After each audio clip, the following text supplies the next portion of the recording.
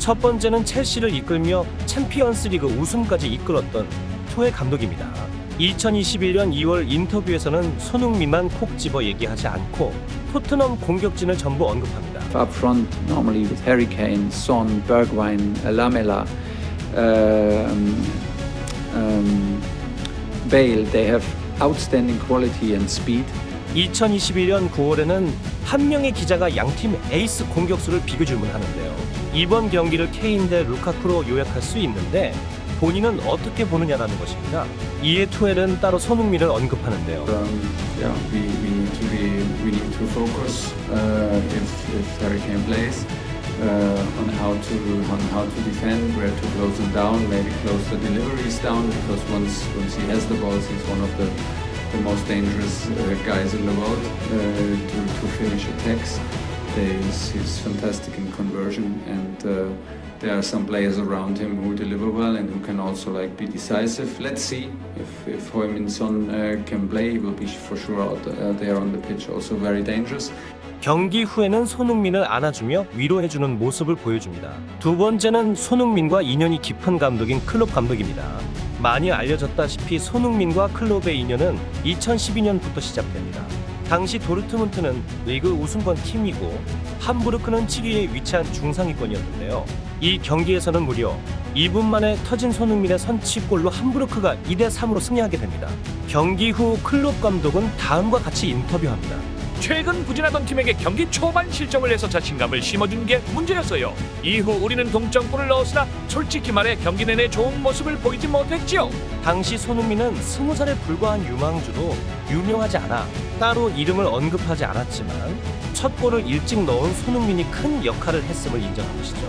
2013년 2월 손흥민이 리그 우승을 다투던 도르트문트를 상대로 멀티골을 넣었을 때 클롭의 경악하는 표정이 압권입니다. 그리고 여름 이적 시장에 도르트문트, 토트넘, 레버쿠젠이 이적 제의를 했으나 여러모로 조건이 좋은 레버쿠젠으로 이적합니다. 그리고 17-18 시즌 손흥민은 토트넘으로 클롭은 리버풀로 이적하였는데요. 손흥민의 역습골이 터질 때 클롭의 생생한 리액션입니다. 하지만 손흥민이 리버풀 상대로 부진하면서 반응이 없었죠. 그러다가 2020년 12월 손흥민의 기량이 다시 한번 성장하면서 리버풀을 상대로 활약하자 입을 열게 됩니다. Chances. I know that they scored a goal. Tight offside decision. We are really not lucky with these moments in the moment. And had other chances. We cannot defend Harry Kane 90 minutes here. Son, Bergwijn, the speed they have is incredible. 경기 후에는 역습 괴물을 상대로 힘겨웠다고 말하죠. Counter-attacking monster. And with the possession we had, it's just we did incredibly well. I have to say, it's exactly the way you have to play against them. Yes, they had scored a goal. 특별히 손흥민을 지칭하지는 않았지만 괴물을 단수형으로 언급하였기에 많은 언론에서는 손흥민을 비유한 것이라고 얘기합니다. 이후 손흥민에 감탄했는지 2021년 2월 첼시와 리버풀 간의 경기였음에도 토트넘 선수인 손흥민을 언급합니다. So winger or the 10 like Mason, when he comes inside, you cannot defend inside the box or around the 6-yard box. You have to be in the area where they finish the situation off, and that was clear there. Son is doing it like that, Son is doing it like that, Son is doing it like that, Mason is doing it like that. Sadio Mane is doing like that in moments and all this kind of things. 이렇게 타팀 선수를 따로 언급하는 경우는 정말 흔치 않은 사례로 클롭이 손흥민을 얼마나 좋아하는지를 알 수 있죠. 2021년 12월 리버풀이 고전 끝에 토트넘과 비겼는데 손흥민을 정말 막기 어려웠음을 토로합니다. It's a 2-2 at Tottenham. That's absolutely okay. It was a difficult game for us for plenty of reasons. One is we had to change a lot, and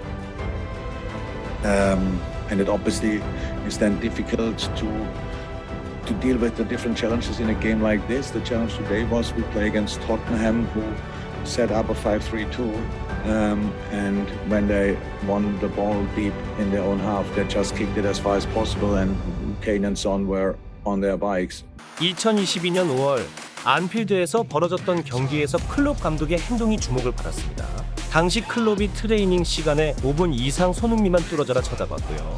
경기 후에도 오랜 동안 포옹하며 귓속말로 안필드, 여기는 특별한 곳이야 라고 말했는데요. 마치 손흥민을 영입하려고 그런 거 아니냐는 찌라시가 돌았는데요. 한 달이 채 지나지 않아 사실로 드러납니다. 토트넘 공신력 1티어인 골드 기자, 리버풀 에코 등에 따르면 클럽은 손흥민을 오랜 기간 사모해 왔다. 리버풀은 이번 여름 이적 시장에 마네나 살라의 계약이 1년 앞으로 다가오면서 그들을 잃을 것을 대비한 계획을 세워왔다. 토트넘이 다음 시즌 챔스 진출에 실패했을 경우 리버풀은 손흥민을 위해 매우 큰 돈을 들여 토트넘의 이적료 조건에 대한 논의를 진행하려고 했다. 하지만 토트넘이 4위에 안착하여 챔스리그 진출에 성공하자 타깃을 바꿔 포르투갈 리그 득점왕인 누네즈를 최대 1억 유로, 한국 돈 1,340억 원에 영입합니다. 이 이야기를 종합하면 토트넘이 챔스 진출에 실패했을 시 리버풀은 최소 1억 유로 이상의 투자로 손흥민을 영입했을 가능성이 높았다는 것입니다. 세 번째는 유명한 전술가, 명장이지만 손케 듀오를 막지 못해 경질당한 비엘사 감독입니다. 2021년 1월 손흥민과 케인이 효율적으로 공격한다는 것을 언급합니다. Sufrimos un gol de pelota detenida, pero bueno, en el juego nosotros creamos 10 opciones y el rival 12, con 3 goles. La diferencia fundamental para mí es que la eficacia, obvio, y que la construcción del juego ofensivo del rival contó con errores que nosotros podemos evitar. Tiene delanteros desequilibrantes y tiene muy claro del modo en que juegan. 토트넘 경기마다 손케 듀오를 막지 못했던 비엘사 감독은 경질 직전에도 하필이면 토트넘을 상대합니다. 이전까지 5경기에서 무려 27점을 기록하였고 강등권과 2점 차라는 최악의 상황을 맞이합니다. 토트넘 전에서 실점을 줄이고 승점을 따야 하는 절박한 상황. 하지만 토트넘은 냉정했습니다. 케인과 손흥민 골로 4대0 대패를 당했고 결국 경질됩니다. 4달이 지난 지금 비엘사의 충격적인 모습이 공개됩니다. 체중이 급격히 감소하면서 경질 이후 꽤나 고생이 많았음을 알 수 있죠. 네 번째 현 노리치 감독인 딘 스미스는 이번 시즌 초까지 아스톤 빌라를 지휘했습니다. 2020년 초에는 손흥민을 토트넘 공격수 중 하나 정도로 언급합니다. 해리 케인이 없는 건 그들에게 크나큰 손실이다. 하지만 엄청난 자질이 많다. 베르바인, 손흥민, 루카스 모우라, 델레 알리 등이 골을 넣을 수 있는 선수들이다. 경기 후에는 손흥민의 멀티골로 패배했음에도 토트넘 공격수를 다 같이 언급하는 정도입니다. They created some chances from good play from top players like Son and Moura and Bergwijn. And they gave us problems. 2021년 10월 리그 7라운드에서 토트넘을 만났는데 손흥민의 1도움과 자책골 유도로 팀을 2대1 승리로 이끕니다. 이때 스미스 감독의 반응은 이렇게 바뀌었습니다. I thought, sometimes some games just turn on the brilliance of one player, and for me, they had the outstanding player on the pitch today in Son, and he set up the winner and caused us problems all game. 한 달이 지나 딘 스미스 감독은 노리치로 팀을 옮기게 됩니다. 그리고 다시 토트넘을 만나게 됩니다. 이번에는 면밀히 분석했고 손흥민을 경계했습니다. 우리는 토트넘이 주는 위협을 명확히 알고 있습니다. 특히 손흥민과 케인이요. 사실 선수들이 손흥민과 해리 케인을 매주 보고 있기 때문에 너무 많은 비디오 분석을 할 필요는 없어요. 손흥민은 뒷공간으로 깊이 들어가는데 가장 뛰어난 선수 중 한 명입니다. 케인은 엄청난 피니셔지만 스트라이커는 물론 공격형 미드필더로도 뛸 수 있습니다. 여기서 눈에 띄는 언급은 토트넘과의 경기가 아니더라도 매주 손흥민을 보고 있다는 사실인데요. 그 빈도가 비디오 분석을 굳이 할 필요 없을 정도라고 하니 딘 스미스에게는 손흥민이 각별하다고 할 수 있겠습니다. 게다가 그의 아들마저도 손흥민의 팬이고 멋진 골을 넣은 뒤 펼친 세레모니는 과거 손흥민이 즐겨하던 세레모니였습니다. 그리고 찰칵 세레모니도 해봅니다. 지금까지 손흥민을 지켜본 프리미어리그 감독들의 손흥민 평가였습니다.